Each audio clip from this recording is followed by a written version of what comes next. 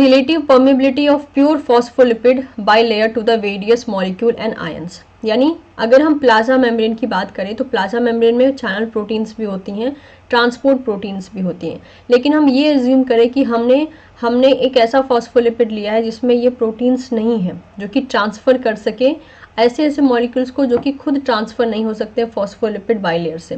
तो देखा ये जाता है कि हम कुछ क्या करते हैं, हम यहाँ पे इस तरीके से देखेंगे कि प्योर फॉस्फोलिपिड हो तो कौन कौन सी चीज़ें ट्रांसफ़र हो सकती हैं एक साइड से दूसरे साइड में। जैसे कि गैसेस की बात करें CO2 N2O2, ये आराम से परमिएबल है, मतलब कि ये फॉस्फोलिपिड को क्रॉस कर सकते हैं। स्मॉल अनचार्ज मॉलिक्यूल जैसे कि हो गया इथेनॉल, वो क्या हो सकता है, ये परमिएबल हो सकता है, आराम से क्रॉस कर सकता है। अगर हम बात करें पोलर स्मॉल अनचार्ज पोलर मॉलिक्यूल की तो इथेनॉल आराम से क्रॉस कर सकता है। अगर वाटर और यूरिया की बात करें तो वाटर और यूरिया जो है स्लाइटली परमिएबल होते हैं, और वाटर और यूरिया की भी बात करें तो वाटर जो है वो ज़्यादा परमिएबल होता है as compared to the urea, अगर हम लाइक प्रायोरिटी बेसिस पे बात करें तो, but both are slightly permeable. Large uncharged polar molecule की बात करते हैं तो ग्लूकोज एंड फ्रुक्टोज जो होते हैं they are large polar molecule and they are impermeable, strictly impermeable होते हैं। यानी अगर इनको ट्रांसफर करना है तो हमें मेम्ब्रेन में कोई ना कोई मेम्ब्रेन प्रोटीन चाहिए। फिर आते हैं आयंस, दैट इज इतने सारे यहाँ पे आयंस मेंशन है। आयंस भी जो है दैट इज प्लाज्मा मेम्ब्रेन को इजीली क्रॉस नहीं कर सकते हैं, उनको भी इसलिए ट्रांसफर होने के लिए चैनल की ज़रूरत पड़ती है। नेक्स्ट आता है चार्ज पोलर मॉलिक्यूल, जिसमें कि चले आते हैं अमाइनो एसिड्स, ATP, इसके अलावा glucose 6 phosphate, proteins, nucleic acid, ये सब जो होते हैं दे आर इम्परमिएबल, और ये दैट इज फॉस्फोलिपिड को इजीली क्रॉस नहीं कर पाते हैं। तो इस तरीके से किसी चीज़ की यहाँ पे परमिएबिलिटी एंड इम्परमिएबिलिटी जो है दिखा रखी है, mainly through the pure phospholipid, जिसमें कि कोई भी प्रोटीन नहीं है, क्योंकि प्रोटीन रहेगा तो जो चीज़ें इम्परमिएबल है वो प्रोटीन चैनल की हेल्प से, या प्रोटीन दैट इज जो मेम्ब्रेन में प्रोटीन रहेंगे उसकी हेल्प से वो बाहर चली जाएंगी। ठीक है, ओके। तो इस पोर्शन में जाने से पहले हमारे पास एक कंसेप्ट आता है, वेट अ मिनट, हमारे पास एक कंसेप्ट आता है दैट इज मेम्ब्रेन प्रोटीन का। ठीक है, अब मेम्ब्रेन प्रोटीन की जब हम बात करते हैं तो ये कुछ इस तरीके से जा सकता है। यानी नॉर्मल बेसिस पे कहें तो हमने ये कहा था कि प्लाज्मा मेम्ब्रेन में हमें देखने को मिलता है क्या क्या, दैट इज दी लिपिड देखने को मिलता है, प्रोटीन देखने को मिलता है, एज वेल एज कार्बोहाइड्रेट देखने को मिलता है। तो हम बात करते हैं मेम्ब्रेन प्रोटीन्स के बारे में। मेम्ब्रेन प्रोटीन्स, तो ये जो मेम्ब्रेन प्रोटीन्स हैं ये किस तरीके से काम करती हैं, मेजर तरीके से स्टडी जब हम करते हैं तो इनको दो हिस्सों में बांट देते हैं। एक होता है पेरिफेरल मेम्ब्रेन प्रोटीन, एंड दूसरी होती है इंटीग्रल। ठीक है, integral membrane protein. Peripheral membrane protein की अगर हम कहानी की बात करें तो ये साइटोसोलिक भी हो सकती है या फिर ये नॉन साइटोसोलिक भी हो सकती है।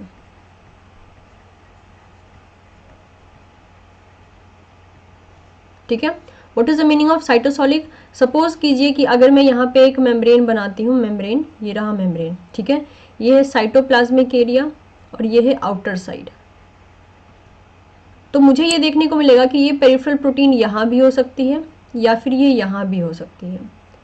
अगर अंदर साइड में होती है तो मैं इससे बोलूँगी कि साइटोसोलिक है, बाहर साइड में होगी तो मैं इससे बोलूँगी नॉन साइटोसोलिक है। अब जब हम इस पेरिफेरल प्रोटीन की बात करते हैं तो कौन कौन से प्रोटीन पेरिफेरल हो सकते हैं? मेनली आप बोल सकते हो दैट इज योर स्पेक्ट्रिन, एनकाइरिन, ये कुछ एग्जाम्पल्स हो गए, और भी बहुत से ऐसे प्रोटीन्स हैं जो कि पेरिफेरल प्रोटीन में गिने जाएंगे। अगर हम बात करते हैं इंटीग्रल की तो इंटीग्रल में भी टाइप्स चले आते हैं। कौन कौन से? ऐसे इंटीग्रल प्रोटीन जो कि एक बार मेम्ब्रेन को क्रॉस करेंगे और ऐसे प्रोटीन जो कि मल्टीपल टाइम क्रॉस करेंगे। तो अब अगर हम इंटीग्रल प्रोटीन की बात करें तो ये कैसे देखने में होते हैं? जैसे मान लीजिए दिस इज अ मेम्ब्रेन, ठीक है, ये है लिपिड बाइलेयर, ये भी आपका लिपिड बाइलेयर ही था।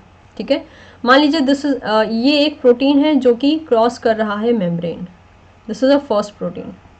तो ये कहते हैं हम इसको ट्रांस मेम्ब्रेन डोमेन या ट्रांस मेम्ब्रेन सेगमेंट कहते हैं।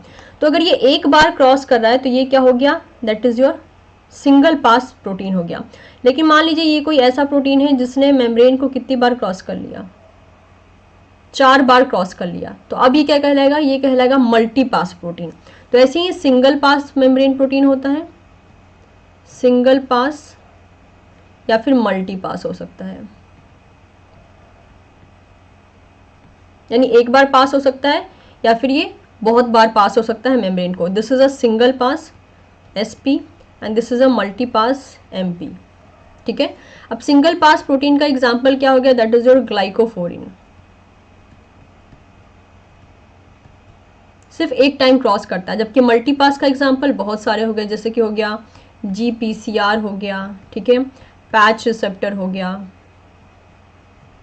इसके अलावा that is your band 3 proteins हो गए। इस तरीके से कुछ कुछ एग्जांपल्स आपको देखने को मिल सकते हैं, that is in case of a multi pass protein.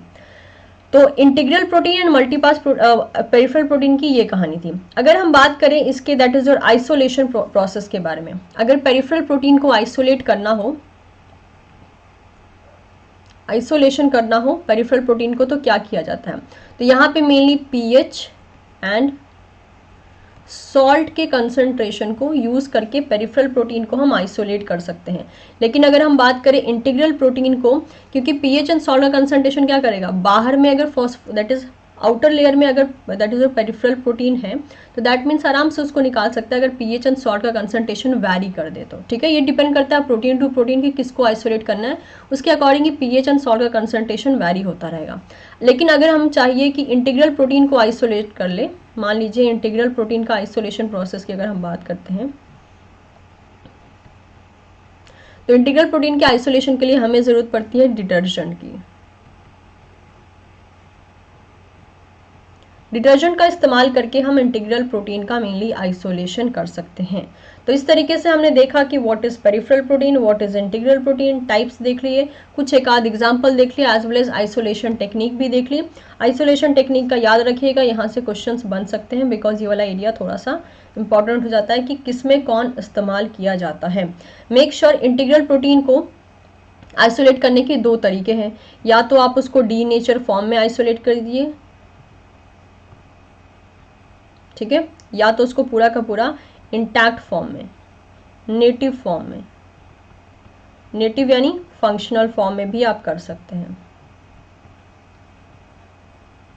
तो ये कुछ तरीके हो गए जिसकी हेल्प से आप जो है इंटीग्रल प्रोटीन को आइसोलेट कर सकते हैं।